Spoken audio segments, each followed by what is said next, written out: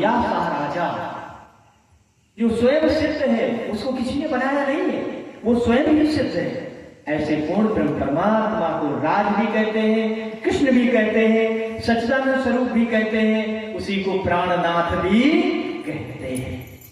इसलिए पहले समझना है प्राणनाथ कौन है।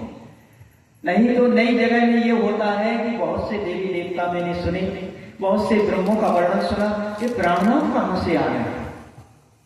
तो ये श्री कृष्ण प्राणी धर्म आत्मा और परमात्मा के विषय में चर्चा करता है, लेकिन इसका एक लक्ष्य है।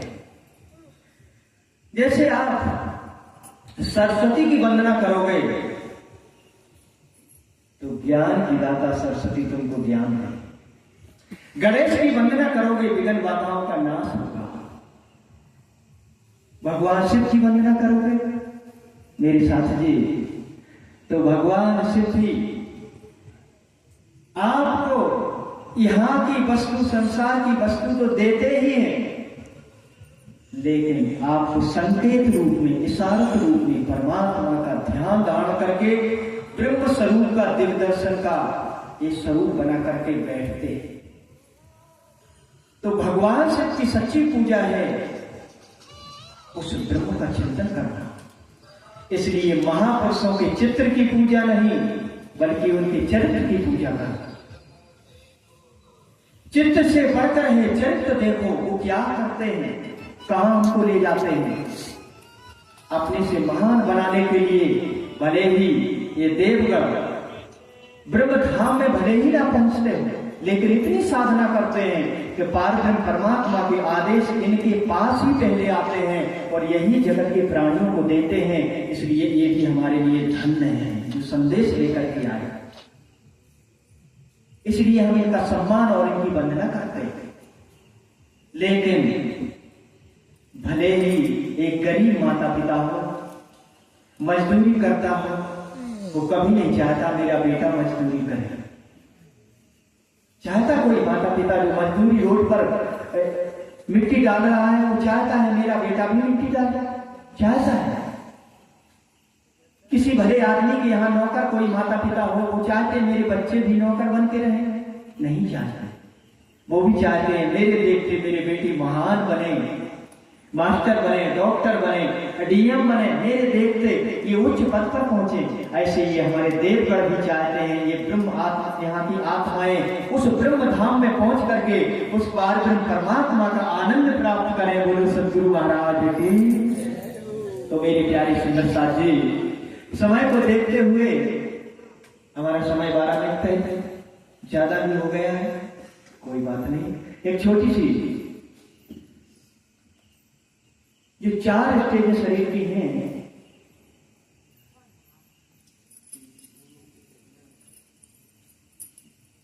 इस मंच से तो सभी का सम्मान किया जाता है, ऐसी कोई बात नहीं। क्यों कि ये धर्म मंच है और प्राणी के लिए धर्म से बढ़कर कुछ नहीं है।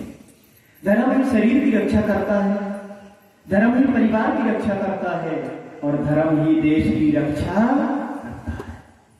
इसलिए भारत पर एक धर्म निरपेक्ष राज्य है, जिसके विषय में कहा है चित्रकूट ओरछा कालिंजर उन्नाव तीर्थ पन्ना खुजराहो जहां कीर्ति झुकझूमी है, अमर आनंदनीय असुर निकंदनीय और विश्व में ये वंदनीय बुंदेलखंड भूमि है।